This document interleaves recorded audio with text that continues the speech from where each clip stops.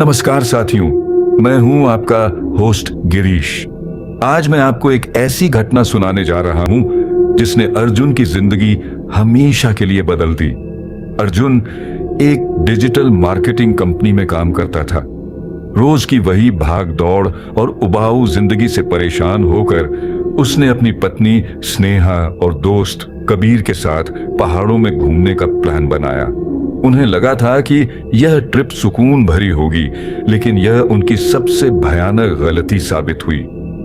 जिस गांव में वे ठहरे थे वहां अजीब सन्नाटा था। एक बूढ़ी औरत ने उन्हें चेतावनी दी थी कि वे वहां ज्यादा देर न रुके, लेकिन उन्होंने उसकी बात को नजरअंदाज कर दिया। और फिर उसी रात कुछ ऐसा हुआ जिससे उनकी रूह कांप गई। क्या वे इस रहस्यमयी जगह से बचकर निकल पाए, या फिर उन्होंने कुछ ऐसा देख लिया जिसे नहीं देखना चाहिए था?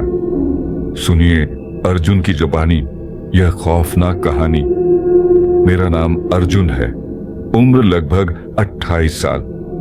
मैं एक डिजिटल मार्केटिंग कंपनी में सीनियर एग्जीक्यूटिव के तौर पर काम करता हूं। मेरा ज्यादातर वक्त कंप्यूटर स्क्रीन के सामने बीतता है। दिन भर मीटिंग्स, प्रोजेक्ट्स और क्लाइंट्स के साथ बातचीत में उलझा रहता हूं। इस भागदौड़ भरी जिंदगी में कभी कभी ऐसा लगता है कि वक्त जैसे फिसलता जा रहा है और मैं सिर्फ एक दौड़ में शामिल हूं जिसका कोई ठिकाना नहीं। मेरी पत्नी स्नेहा, जो एक फ्रीलांस ग्राफिक डिजाइनर है, अक्सर मुझसे कहती है कि मुझे काम से थोड़ा वक्त निकालकर खुद के लिए भी सोचना चाहिए। उसकी यही बात सुनकर मैंने सोचा कि इस बार हम कहीं बाहर घूमने चलेंगे।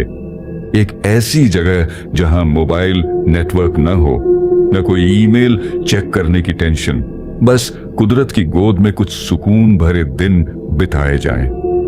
वैसे तो हम अक्सर छोटे मोटे ट्रिप पर जाते हैं, लेकिन इस बार कुछ अलग करने का मन था, कुछ ऐसा जो पहले कभी नहीं किया। स्नेहा के अलावा मेरे बचपन का दोस्त कबीर भी हमारे साथ था। कबीर और मैं कॉलेज के दिनों से साथ रहे हैं। वह एक स्वतंत्र फोटोग्राफर है और अलग अलग जगहों पर घूमकर अनदेखे दृश्यों को अपने कैमरे में कैद करना उसकी आदत है। जब मैंने उसे इस ट्रिप के बारे में बताया तो वह तुरंत तैयार हो गया। उसकी आंखों में वही उत्साह झलक रहा था जो किसी नए रोमांच की तलाश में भटकते एक खोजी इंसान में होता है। तीनों ने मिलकर प्लान बनाया कि हम इस बार किसी पहाड़ी इलाके में जाएंगे, किसी ऐसी जगह जहां ज्यादा लोग न जाते हों, जहां शांति हो और प्रकृति का सौंदर्य हमारे मन को एक नया सुकून दे सके।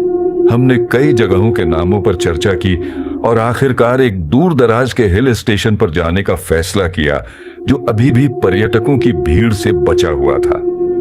हम तैयारियों में जुट गए और फिर वो दिन आ गया जब हमें शहर की चकाचौंध और शोरगुल को पीछे छोड़कर पहाड़ों की ओर निकलना था। हम तीनों सुबह सुबह अपनी कार में सवार होकर शहर से निकल पड़े। सड़कें खाली थीं, हल्की ठंडी हवा खिड़कियों से अंदर आ रही थी और हमारे भीतर एक अजीब सा उत्साह था, जैसे कोई नया सफर किसी अनजाने रहस्य की ओर बढ़ रहा हो। कबीर अपनी कैमरा किट के साथ पीछे बैठा था, बार बार बाहर के नजारों को निहारता। कभी कोई दृश्य पसंद आ जाता तो तुरंत कैमरा उठाकर कैद कर लेता। स्नेहा अपने फोन में ट्रिप के बारे में कुछ नोट्स बना रही थी, जबकि मैं कार ड्राइव करते हुए सोच रहा था कि क्या सच में यह ट्रिप हमें वो सुकून दे पाएगा जिसकी तलाश में हम निकले हैं। शहर की हलचल धीरे धीरे पीछे छूट रही थी और उसके साथ ही हमारी दिनचर्या का तनाव भी। जैसे जैसे हम पहाड़ियों की ओर बढ़ रहे थे, वैसे वैसे हवा में एक अलग ही ताजगी घुलती जा रही थी। ऊंचे ऊंचे देवदार और चीड़ के पेड़, ढलानों पर बिखरे जंगली फूल और घाटियों के बीच से बहती नदियां, सब कुछ मानो किसी चित्रकार की कूची से निकली कोई जादुई पेंटिंग हो। दूर पहाड़ियों की चोटियों पर हल्का कोहरा पसरा था जो सूरज की किरणों से टकराकर एक सुनहरी आभा में बदल रहा था। हर मोड़ पर प्रकृति की एक नई तस्वीर खुलती जा रही थी। करीब 4 घंटे के सफर के बाद हम एक छोटे से पहाड़ी गांव में पहुंचे। यह गांव मुख्य सड़क से थोड़ा हटकर था, इसलिए यहां पर्यटकों की भीड़ नहीं थी। कच्ची पक्की सड़कें, लकड़ी और पत्थर के बने पुराने मकान, दूर दूर तक फैले हरे भरे खेत और सबसे अहम वो गहरी शांति जो शहरों में कहीं खो चुकी थी।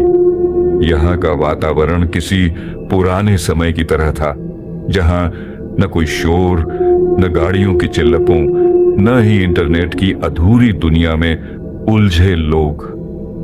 गांव से कुछ ऊपर पहाड़ी पर एक पुराना लेकिन मजबूत बना हुआ घर किराए पर उपलब्ध था।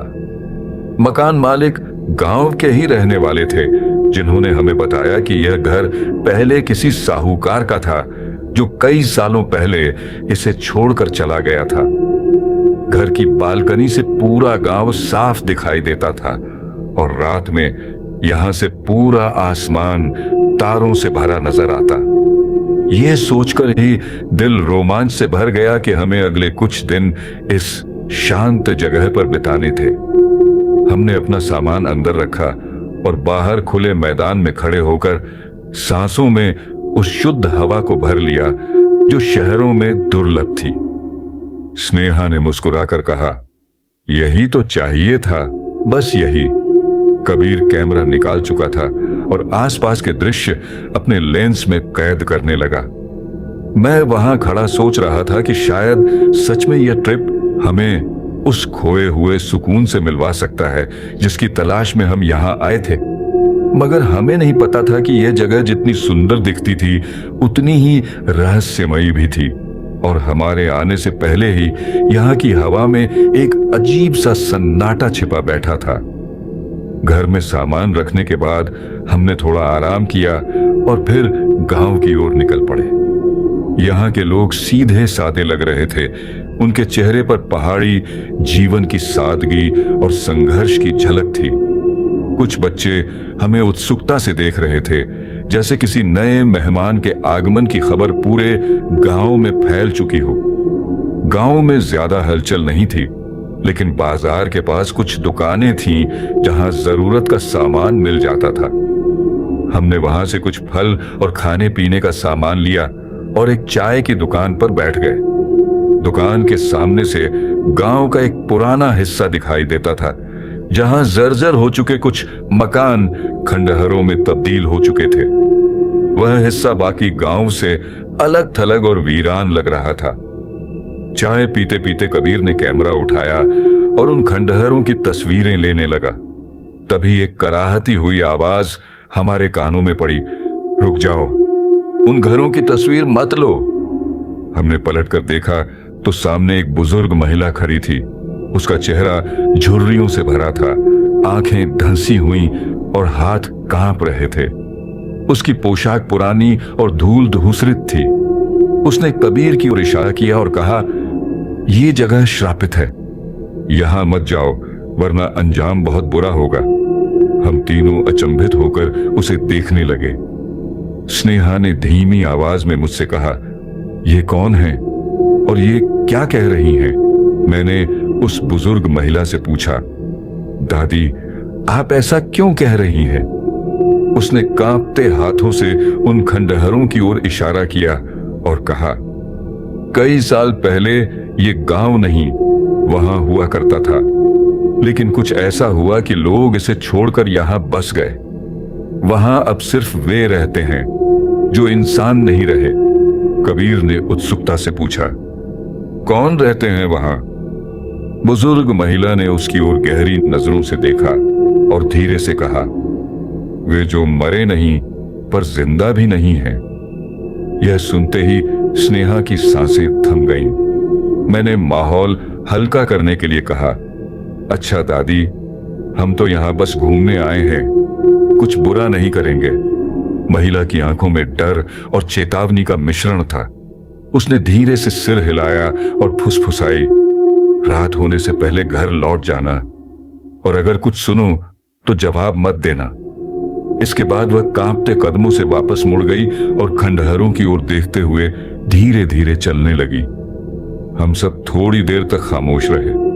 कबीर ने हंसते हुए माहौल हल्का करने की कोशिश की। क्या यार, तुम दोनों ऐसे डर गए जैसे कोई हॉरर मूवी चल रही हो। ये सब गांव की कहानियां होती हैं, लोगों को डराने के लिए। स्नेहा ने उसे घूरा। अगर कोई चेतावनी दे रहा है तो उसे नजरअंदाज नहीं करना चाहिए। मैंने बात संभालते हुए कहा, देखो, अभी तक हमें कुछ अजीब नहीं लगा, लेकिन हाँ, हमें सतर्क जरूर रहना चाहिए।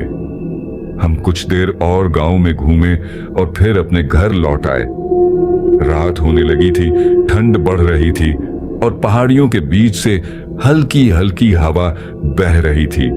हमने रात का खाना जल्दी खा लिया और अपने अपने कमरे में चले गए। बाहर बिल्कुल सन्नाटा था, सिर्फ हवा के बहने की आवाज आ रही थी।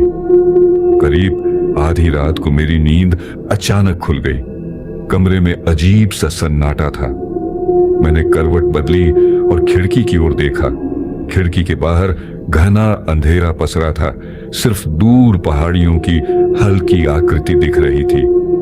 तभी सन्नाटे को चीरती हुई एक आवाज गूंज उठी, एक तीखी दर्द भरी चीख, जैसे कोई दर्द से कराह रहा हो। मैं एक झटके में उठकर बैठ गया। कमरे में अजीब ठंडक महसूस हो रही थी। मैंने बगल में सो रही स्नेहा को जगाया, लेकिन वह गहरी नींद में थी। फिर वही आवाज, इस बार और भी करीब से। मेरा दिल तेजी से धड़कने लगा। मैं उठकर खिड़की के पास गया और धीरे से पर्दा हटाया। बाहर कुछ नहीं था, बस गहरी रात और सन्नाटा। लेकिन उस सन्नाटे में भी मुझे ऐसा लग रहा था जैसे कोई पास ही खड़ा हो। मैंने खुद को संभालते हुए खिड़की बंद कर दी और वापस बिस्तर पर लेट गया। लेकिन अब नींद आना मुश्किल था। मुझे याद आ रही थी उस बुजुर्ग महिला की चेतावनी, अगर कुछ सुनो तो जवाब मत देना। और अब मुझे यकीन होने लगा था कि यह जगह वाकई में रहस्यमयी थी। सुबह होते ही मैंने रात की उस अजीब चीख के बारे में सोचना छोड़ दिया। हो सकता था कि यह मेरा भ्रम हो या फिर किसी जंगली जानवर की आवाज। स्नेहा और कबीर दोनों अच्छी नींद लेकर उठे थे और उनके चेहरे पर कोई चिंता नहीं थी। मैंने भी कुछ कहने की जरूरत नहीं समझी। हमने दिन भर गांव के आसपास घूमने का प्लान बनाया। कबीर अपने कैमरे के साथ खंडहरों की ओर जाना चाहता था, लेकिन स्नेहा ने उसकी यह बात टाल दी। हमने दूसरी पहाड़ियों की ओर जाने का फैसला किया। दिन भर हम प्राकृतिक सुंदरता में खोए रहे। ऊंची नीची पगडंडियों पर चलते हुए हमने जंगलों और नदियों के खूबसूरत नजारों को देखा। कबीर अपनी तस्वीरें खींचता रहा और स्नेहा ने कुछ फूल इकट्ठे किए। शाम होने तक हम वापस लौट आए। ठंड अब बढ़ने लगी थी और आकाश में घने काले बादल घिरने लगे थे। हवा की गति भी तेज हो रही थी। गांव में भी हलचल कम हो गई थी, जैसे सब जल्दी जल्दी अपने घर लौटने की कोशिश कर रहे हों। हमने जल्दी से रात का खाना खाया और फिर अपने कमरों में चले गए। बाहर अंधेरा गहरा हो चुका था और हवाएं घर की खिड़कियों को झकझोर रही थीं। स्नेहा मेरे साथ वाले कमरे में थी, जबकि कबीर दूसरे कमरे में। रात के करीब 12 बजे अचानक तेज बारिश शुरू हो गई। बारिश की मोटी मोटी बूंदें छत पर गिर रही थीं और बिजली की चमक से कमरा बार बार उजाले में नहा जाता था। अचानक दरवाजे पर दस्तक हुई, एकदम धीमी मगर साफ सुनाई देने वाली। मैं चौंक गया। इतनी रात को कौन हो सकता है? स्नेहा भी जाग गई और मेरी ओर देखने लगी। कोई बाहर है? उसने धीमी आवाज में पूछा। मैं कुछ कहता, इससे पहले ही फिर से दस्तक हुई, इस बार थोड़ी तेज। कबीर भी जाग चुका था। उसने अपने कमरे से पूछा, कौन है? कोई जवाब नहीं। मैंने दरवाजे के पास जाकर धीरे से बाहर झांका, मगर वहां कुछ भी नहीं था। बाहर केवल बारिश की आवाज और दूर जंगल की ओर फैला हुआ काला अंधेरा था। शायद कोई राहगीर होगा, मैंने खुद को तसल्ली दी। लेकिन जैसे ही मैं वापस मुड़ा, एक और दस्तक हुई। इस बार दरवाजा हल्का सा हिल गया। अब डर सच में दिल में उतरने लगा था। स्नेहा ने मेरा हाथ कसकर पकड़ लिया।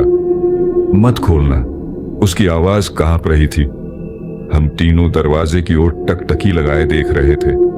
अब कोई दस्तक नहीं हो रही थी, लेकिन ऐसा महसूस हो रहा था कि कोई वहां खड़ा हमें देख रहा है। कबीर ने धीरे से कहा, नेटवर्क चेक करो, पुलिस को कॉल कर सकते हैं। मैंने तुरंत अपना फोन निकाला, लेकिन कोई सिग्नल नहीं था। स्नेहा और कबीर ने भी अपने फोन देखे, सभी में नेटवर्क गायब था। तभी दरवाजे के नीचे से पानी अंदर आने लगा, पर बारिश का पानी नहीं था। यह कुछ और था, गाढ़ा, काला और अजीब सी गंध वाला। स्नेहा की चीख हलक में ही अटक गई। कबीर घुटनों के बल बैठकर गौर से उस पानी को देखने लगा। मैंने जल्दी से दरवाजे को मजबूती से पकड़ लिया, जैसे वह किसी भी क्षण खुल सकता था। बिजली की एक तेज चमक हुई और उसी पल मुझे दरवाजे के शीशे पर एक आकृति दिखी, एक झुकी हुई परछाई जो बिल्कुल दरवाजे के पास खड़ी थी। और तभी दरवाजा खुद ब खुद धीरे धीरे खुलने लगा। दरवाजा खुलते ही ठंडी हवा का झोंका भीतर आया और हमारे शरीर में एक अजीब सी झुरझुरी दौड़ गई। लेकिन बाहर कुछ भी नहीं था, न कोई आकृति, न कोई परछाई, बस तेज बारिश और अंधेरे में लिपटी पहाड़ियां। स्नेहा कांपते हुए बोली, हमें सुबह होते ही यहां से निकल जाना चाहिए, ये जगह सही नहीं लग रही। मैंने भी हामी भरी, लेकिन कबीर अब भी चुपचाप खड़ा था। उसकी आंखें जैसे किसी गहरी सोच में डूबी थीं। सुबह होते ही गांव के बुजुर्गों से बात करनी होगी, कुछ तो है जो हमें बताया नहीं गया। सुबह बारिश थम चुकी थी, लेकिन आसमान में अब भी काले बादल मंडरा रहे थे। हम तीनों जल्दी से कपड़े बदलकर गांव की ओर चल दिए।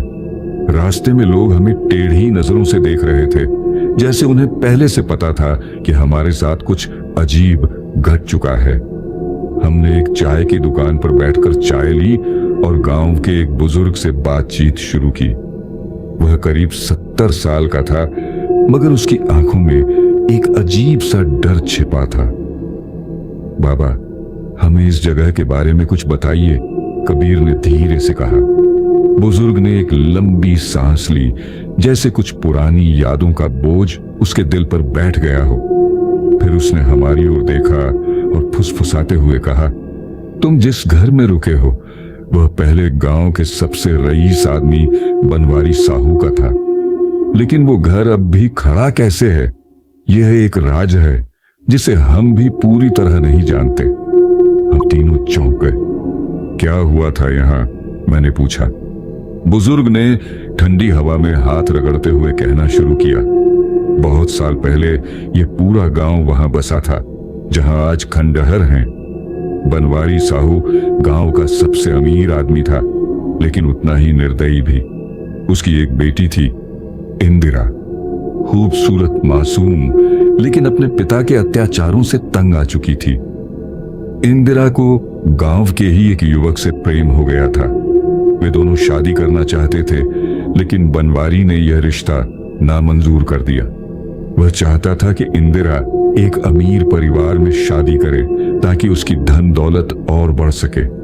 लेकिन जब उसे पता चला कि इंदिरा ने उसके खिलाफ जाकर शादी करने का फैसला कर लिया है, तो उसने भयानक कदम उठाया। बनवारी ने अपनी ही बेटी को जिंदा जला दिया। बुजुर्ग की आवाज भारी हो गई। गांव वालों ने उसे बचाने की कोशिश की, लेकिन वह चीखती रही, रोती रही और आखिरकार उसकी आत्मा उसी खंडहर में कैद हो गई। स्नेहा के चेहरे पर भय की परछाई थी। फिर क्या हुआ, मैंने घबराकर पूछा। बुजुर्ग ने सिर झुकाया। इसके बाद गांव में अजीब घटनाएं होने लगीं। रात को चीखें सुनाई देती, दरवाजे अपने आप खुलते बंद होते, लोगों के बच्चे गायब होने लगे। और फिर एक दिन एक परिवार पूरा का पूरा घर में ही मरा पाया गया। किसी ने उन्हें छुआ तक नहीं, मगर उनकी आंखें भय से फटी हुई थीं। हम तीनों सिहर गए। डर इतना बढ़ गया कि गांव के लोग एक एक करके यहां से भागने लगे। वे नीचे जाकर नया गांव बसाने लगे। लेकिन एक दिन भयानक तूफान आया जिसने सारे पुराने घरों को मिट्टी में मिला दिया। सिर्फ एक घर को छोड़कर, वो घर जहां तुम ठहरे हो। मेरी रीढ़ में ठंडक दौड़ गई। तो क्या बनवारी भी उसी घर में मरा था? बुजुर्ग ने धीरे से सिर हिलाया। हाँ, मगर उसकी मौत कैसे हुई यह कोई नहीं जानता। कुछ लोग कहते हैं कि उसकी बेटी की आत्मा ने उसे मार डाला। कुछ कहते हैं कि वह अपने ही पापों के बोझ से मर गया। लेकिन एक बात तय है, इंदिरा की आत्मा अब भी भटक रही है, और जो भी उस घर में जाता है वह सुरक्षित नहीं रहता। हम तीनों एक दूसरे की ओर देखने लगे। स्नेहा की आंखों में अब साफ डर था। हमें आज ही यहां से निकल जाना चाहिए, उसने फुसफुसाकर कहा। बुजुर्ग ने धीरे से सिर हिलाया। अब बहुत देर हो चुकी है बेटा। इंदिरा ने तुम्हें देख लिया है, और जो उसे देख ले वह आसानी से बच नहीं सकता। बुजुर्ग की बातों के बाद हम तीनों के चेहरे से हवाइयां उड़ गई थीं। स्नेहा का हाथ ठंडा पड़ चुका था, और कबीर, जो अब तक निडर बना हुआ था, पहली बार चुप था। हमें तुरंत वहां से निकलना चाहिए, स्नेहा ने कांपती आवाज में कहा। मैंने भी उसकी बात का समर्थन किया, लेकिन कबीर ने धीमी आवाज में कहा, शायद भागने से कोई फायदा नहीं होगा। अगर यह आत्मा सच में हमें देख चुकी है तो यह हमें कहीं भी ढूंढ सकती है। यह सोचकर ही शरीर में एक अजीब सा सिहरन दौड़ गई। बुजुर्ग ने चारों तरफ देखा, जैसे यह सुनिश्चित कर रहा हो कि कोई और हमारी बात न सुन रहा हो। फिर वह आगे झुका और धीरे से बोला, अगर तुम बचना चाहते हो तो तुम्हें बूढ़ी माई से मिलना होगा। बूढ़ी माई? स्नेहा ने चौंक कर पूछा। बुजुर्ग ने सिर हिलाया। वह इस गांव की सबसे पुरानी महिला है। कुछ लोग उसे पागल कहते हैं, लेकिन वह ही एकमात्र इंसान है जो इंदिरा की आत्मा से बचकर जीवित रह सकी। अगर कोई तुम्हारी मदद कर सकता है तो वही कर सकती है। हमने तुरंत बूढ़ी माई का घर ढूंढा। वह गांव के सबसे आखिरी छोर पर एक टूटी फूटी झोपड़ी में रहती थी। जैसे ही हमने दरवाजे पर दस्तक दी, अंदर से एक कर्कश आवाज आई। मुझे पता था तुम आओगे। दरवाजा खुला और हमारे सामने झुकी हुई कमर, झुर्रीदार चेहरा और सफेद उलझे बालों वाली एक बूढ़ी औरत खड़ी थी। उसकी आंखों में गहरा धूर्तपन था, लेकिन वह हमें देख मुस्कुराई नहीं। इंदिरा ने तुम्हें देख लिया है, उसने बिना किसी भूमिका के कहा। हमने एक दूसरे को देखा।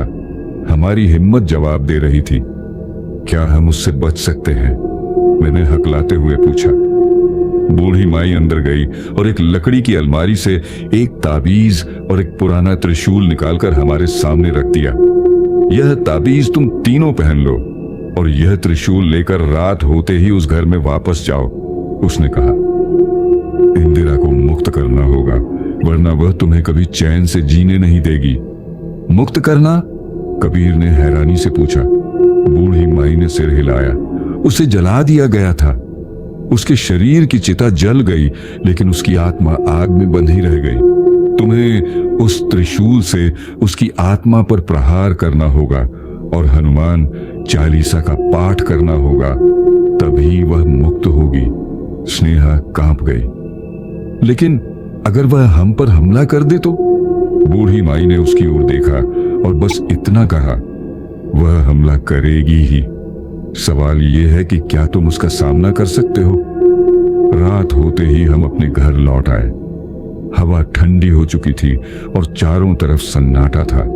स्नेहा और कबीर ने ताबीज पहन रखे थे और मैं त्रिशूल को कसकर पकड़े था। जैसे ही रात का पहला पहर बीता, घर में अजीब आवाजें गूंजने लगीं। छत से खुरचने की आवाजें, खिड़की पर दस्तक, और फिर अचानक दरवाजे के बाहर वही कराह, वही चीख जो हमने पहले सुनी थी। स्नेहा की आंखें भय से फैल गईं। दरवाजा अपने आप हिलने लगा और फिर धड़ाम, दरवाजा खुल गया। हमारी सांसें थम गईं। सामने इंदिरा खड़ी थी, लाल कपड़े, बिखरे हुए काले बाल और जल चुकी त्वचा। उसकी आंखें धधकते अंगारों की तरह जल रही थीं। मुझे मेरा इंसाफ दो, उसकी आवाज गूंजी। कबीर ने अपने हाथ में हनुमान चालीसा खोली और पढ़ना शुरू किया। इंदिरा जोर से चीखी और एक झटके में कबीर की ओर बढ़ी, लेकिन जैसे ही मैंने त्रिशूल उठाया वह वहीं रुक गई। मत करो, उसने दर्द से कराहते हुए कहा। लेकिन मैं जानता था कि अब पीछे हटने का समय नहीं था। मैंने त्रिशूल को कसकर पकड़ा और पूरी ताकत से उस पर वार कर दिया। जैसे ही त्रिशूल इंदिरा के शरीर से टकराया, पूरा घर तेज रोशनी से भर गया। इंदिरा की चीख पूरे गांव में गूंज गई। वह जोर से चीख उठी। पूरा घर हिलने लगा, मानो जमीन के नीचे कुछ फटने वाला हो। लेकिन इंदिरा पूरी तरह खत्म नहीं हुई थी, बल्कि उसका असली रूप अब सामने आ रहा था। उसके शरीर से आग की लपटें निकलने लगीं। उसकी आंखें पहले से भी ज्यादा लाल हो गईं और उसके बाल जो पहले हवा में उड़ रहे थे, अब सांपों की तरह बल खा रहे थे। तुमने बहुत बड़ी गलती कर दी, उसकी आवाज गहरी और भयावह हो चुकी थी। अब तुम सब मारे जाओगे।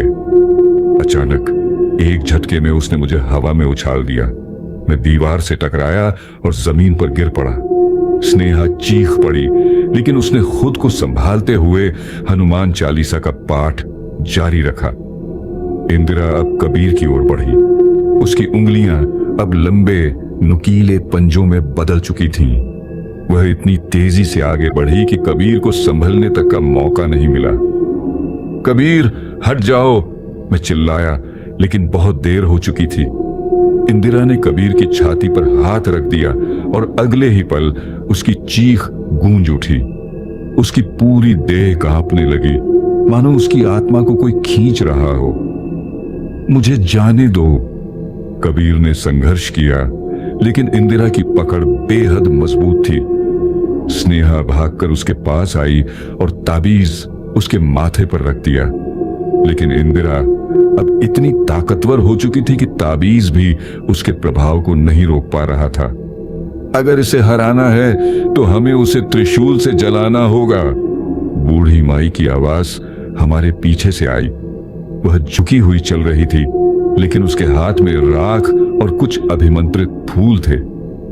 इस राख को त्रिशूल पर डालो और इसे फिर से इंदिरा के हृदय में उतारो, उसने आदेश दिया। लेकिन अब समस्या यह थी कि त्रिशूल मुझसे काफी दूर गिरा हुआ था और इंदिरा अपनी पूरी ताकत से कबीर को खींच रही थी।